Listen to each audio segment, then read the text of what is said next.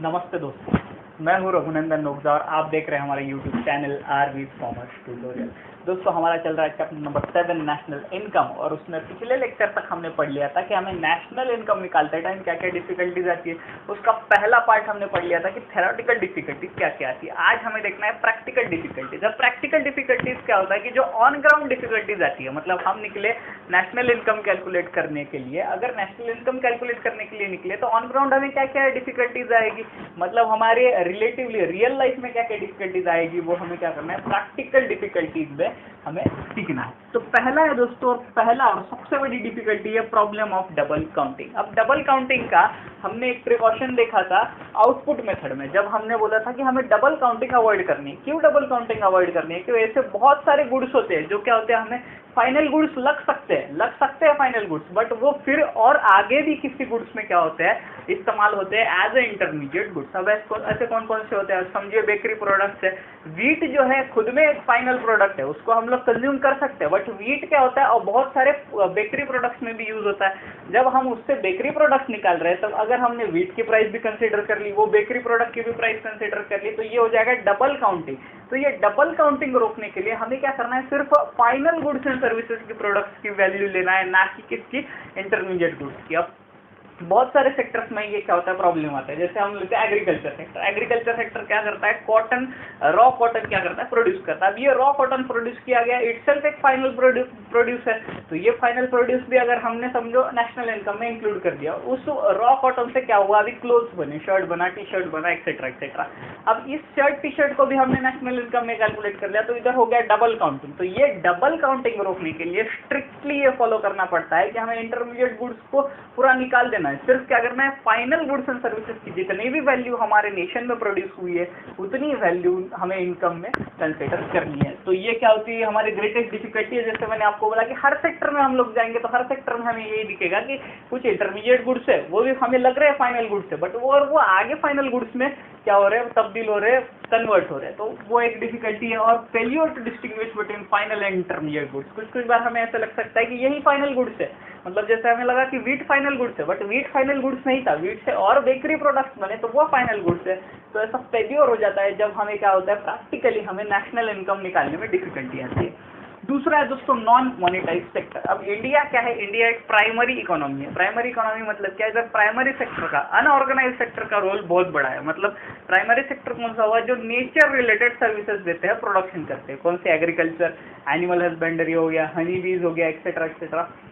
ये सब इंडस्ट्रीज जो है वो दोस्तों नॉन मोनेटाइज इंडस्ट्री है। नॉन मोनेटाइज इंडस्ट्री मतलब क्या, हम आज भी देखते हैं बहुत सारे छोटे छोटे गांव में क्या होता है कि एक्सचेंज सिस्टम चलता है, ना कि मनी सिस्टम चलता है। एक्सचेंज सिस्टम मतलब क्या कि मैं आपको कुछ ग्रेन्स दूंगा, फूड ग्रेन दूंगा, उसके बदले आप आपकी सर्विसेज दोगे, ऐसे वगैरह वगैरह। ये सब सर्विसेज है, इसमें क्या होता है, मनी का अभाव होता है। मतलब इधर किधर मनी एक्सचेंज हो रहा है या नहीं एक्सचेंज हो रहा है। इसके लिए हमारी इनकम में वो आउटपुट तो है, बट वो इनकम में ऐड अप नहीं हो रहा है in the form of money. इसके लिए हमें क्या सबसे बड़ी डिफिकल्टीज आती है कि ऐसे नॉन मोनेटाइज सेक्टर को हम लोग ढूंढे, और इस नॉन मोनेटाइज सेक्टर को हम मॉनिटरी सेक्टर में कैसे लेके आए, ये सबसे बड़ी डिफिकल्टी आती है हमें किधर, नेशनल इनकम कैलकुलेट करते हैं।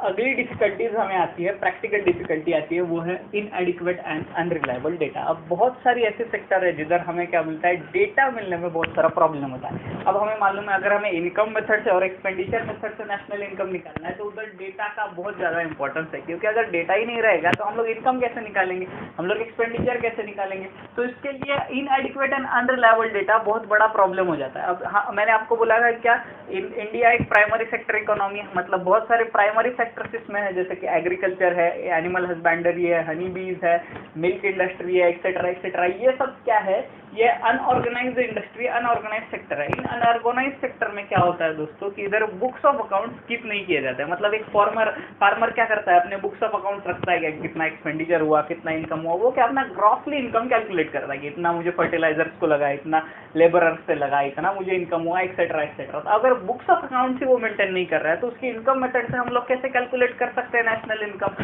तो वो नेशनल इनकम करने में हमें क्या होगा, प्रॉब्लम होगा, क्योंकि डेटा ही नहीं है। तो आगे हम लोग नेशनल इनकम कैसे कैलकुलेट करेंगे।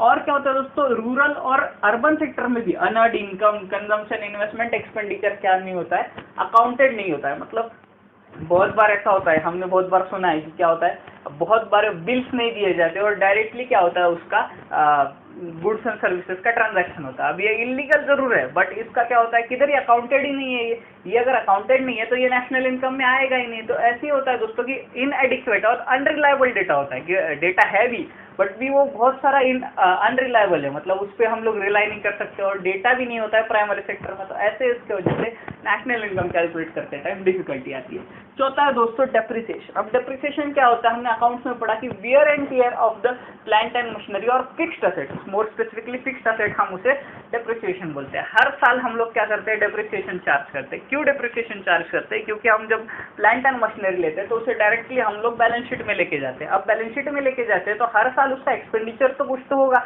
वो एक प्रॉफिट एंड लॉस में तो आया नहीं, इसके लिए उसका एक सर्टेन परसेंटेज हम प्रॉफिट एंड लॉस में लेके आते हैं एक्सपेंसेस की तौर पे।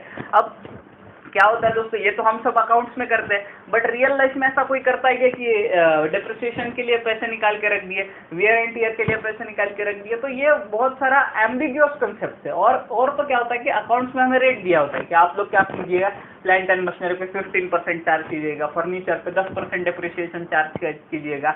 बट ये रेट जो है वो यूनिफॉर्म रेट नहीं है। मतलब क्या होता है, इंडिया में कंपनीज एक्ट है, आपको मालूम है, कंपनीज को क्या होता है, अप्लाई होता है। अब कंपनीज एक्ट के हिसाब से डेप्रिसिएशन का रेट कुछ अलग है, इनकम टैक्स एक्ट बोलता है कुछ तो अलग ही रेट बोलता है। तो इन दोनों में यूनिफॉर्मिटी नहीं है, एक यूनिफॉर्म पॉलिसी नहीं है डेप्रिसिएशन के लिए। इसके लिए हम लोग अगर नेट डोमेस्टिक प्रोडक्ट जब भी कैलकुलेट करते हैं तो अब हमें डेप्रिसिएशन जब लेस करना है, जीडीपी में से डेप्रिसिएशन लेस करेंगे तो एनडीपी आ जाएगा। तब जब डेप्रिसिएशन ही बराबर नहीं होगा तो एनडीपी कैसे बराबर होगा।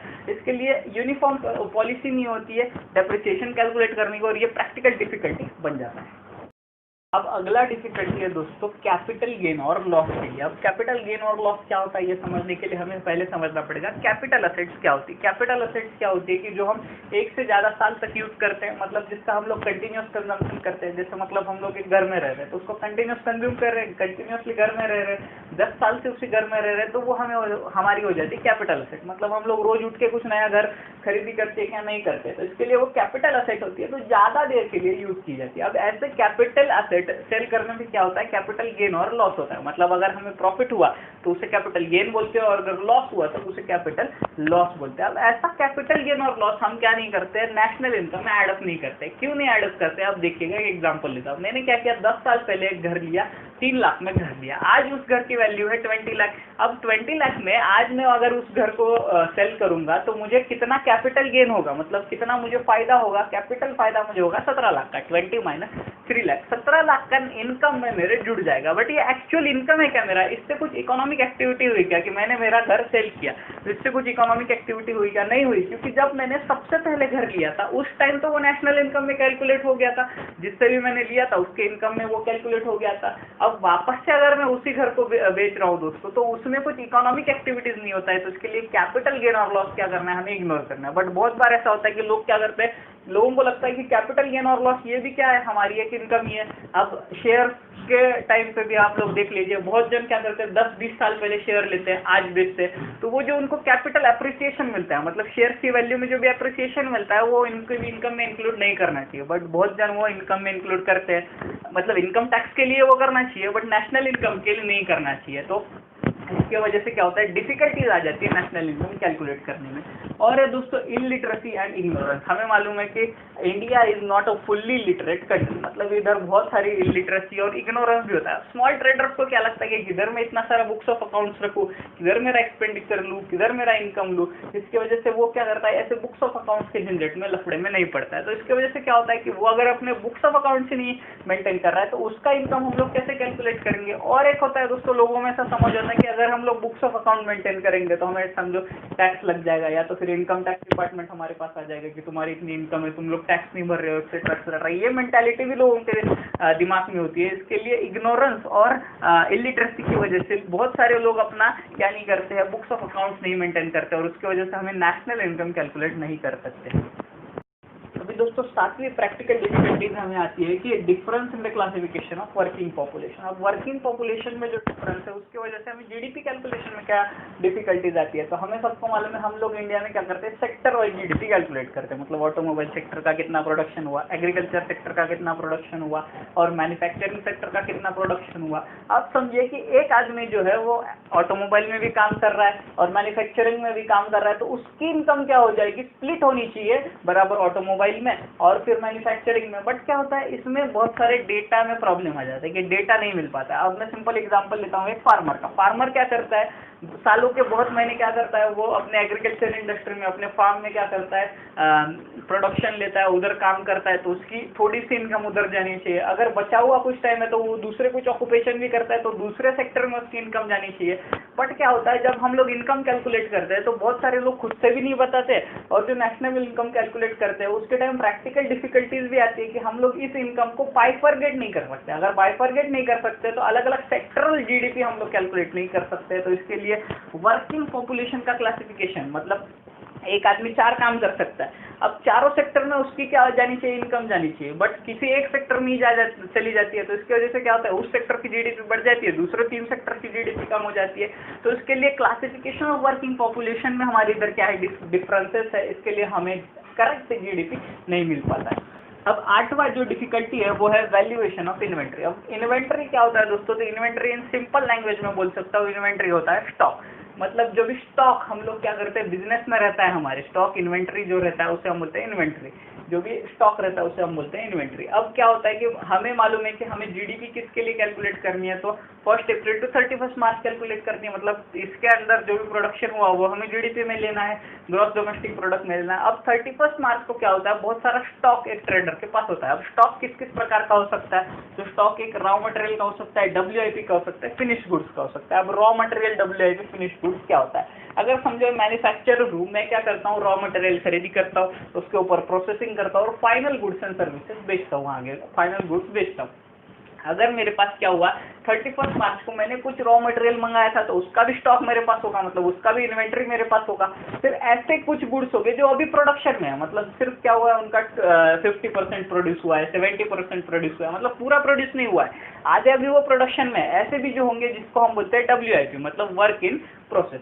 फिर उसके बाद क्या होता है, फिनिश्ड गुड्स होते हैं। फिनिश्ड गुड्स मतलब क्या, कि जो बन के रेडी है, सिर्फ मार्केट में सेल नहीं हुए बट वो आउटपुट तो है इस साल का, तो वो फिनिश्ड गुड्स भी होता है। इन सब की वैल्यू हमें क्या करनी पड़ती है, हमारे इनकम में कैलकुलेट करनी पड़ती है, क्योंकि ये हमारा आउटपुट तो है ही, आउटपुट तो बन चुका है, आधा बना है या पूरा बना है, आउटपुट तो बना है, इसके लिए नेशनल इनकम में कैलकुलेट करना पड़ता है। तो इसका वैल्यूएशन जो है इन्वेंट्री का, वो बहुत क्रिटिकल होता है दोस्तों, important for the measurement of production. और बहुत बार क्या होता है, अकाउंट्स कुछ अलग बोलता है, दूसरे लॉस कुछ अलग बोलते हैं, इसकी वजह से हम करेक्ट कैलकुलेशन नहीं कर पाते कि हमारे पास स्टॉक कितना है, इन्वेंट्री कितना है। तो इसकी वजह से प्रैक्टिकल डिफिकल्टी आती है नेशनल इनकम कैलकुलेट करते टाइम। तो दोस्तों ये थी हमारी प्रैक्टिकल डिफिकल्टीज हमें नेशनल इनकम कैलकुलेट करने टाइम आने वाली। मुझे लगता है आपको पसंद आया होगा ये लेक्चर। अगर आपने अभी तक सब्सक्राइब नहीं किया है हमारे चैनल को तो ज़रूर सब्सक्राइब कीजिएगा। Thank you so much.